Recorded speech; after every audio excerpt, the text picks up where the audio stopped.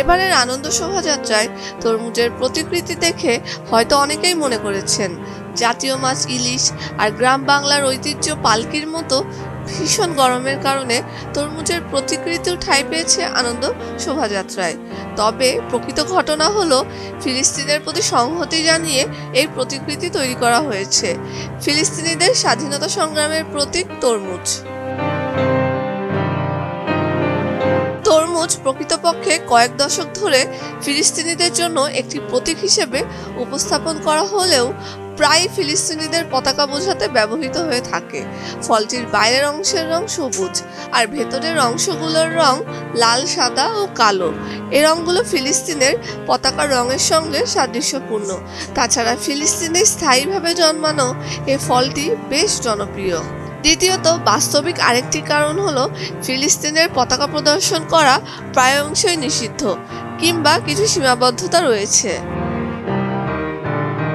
SOAS university of লন্ডনের আরব গণমাধ্যম ও রাজনৈতিক যোগাযোগ বিষয়ের অধ্যাপক দিনা মাতার বলেন, এক অর্থে ফিলিস্তিনিরা তরমুজকে ফিলিস্তিনি বলে দাবি করে থাকেন। তিনি আরও বলেন, তরমুজকে প্রতিরোধ ও অধ্যবসায়ের প্রতীক হিসেবে দেখা হয়।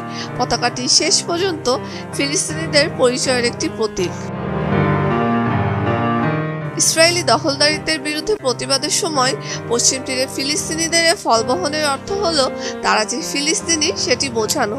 পশ্চিম তীরের রামাল্লায় ফিলিস্তিনি শিল্পী খালেদ হুরানি 2021 সালে বলেছিলেন, শিল্প কখনো কখনো রাজনীতির চেয়েও বেশি রাজনৈতিক হতে পারে। তরমুজের এই বিষয়টি হুরানির বেশ কয়েকটি কাজের অনুপ্রেরণা।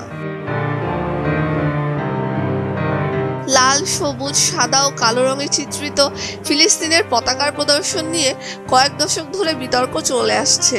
তরমুজের 4টি রঙের সঙ্গে ফিলিস্তিনের পতাকার রঙগুলোর মিল থাকার কারণে বিকল্প হিসেবে তাই তরমুজের ব্যবহার আকর্ষণীয় হয়ে উঠেছে। ইসরায়েল অতীতে কিছু ক্ষেত্রে ফিলিস্তিনি পতাকা ব্যবহার নিষিদ্ধ করেছে।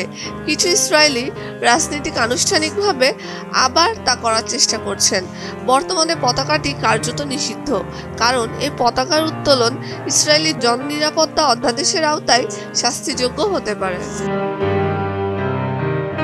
উল্লেখ্য, 2021 সালে ফিলিস্তিনের সমর্থনে করা কয়েক লাখ পোস্ট সরিয়ে নিয়েছিল ফেসবুক ও টুইটার। এমনকি ইসরায়েলের নাজারেথের হাম্মাস রেস্তোরাঁর মালিক ইয়ারমুক জোয়াবিকে ফিলিস্তিনের পতাকাযুক্ত একটি হোয়াটসঅ্যাপ স্ট্যাটাসের কারণে এক রাত জেলে পর্যন্ত কাটাতে হয়েছে। ইউরোপেও ফিলিস্তিনি পতাকা নিয়ে তুমুল বিতর্ক রয়েছে। জার্মানির বার্লিনের স্কুলগুলোকে ফিলিস্তিনি পতাকার রঙগুলো ব্যবহার করে ইসরায়েলের মানচিত্র নিষিদ্ধ করার অনুমতি দেওয়া হয়েছে।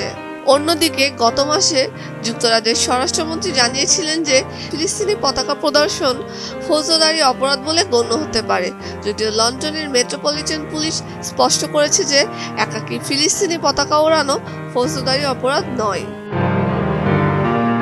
সুমাইল আমিশা, স্রোতস্বিনী, ভোরের কাগজ।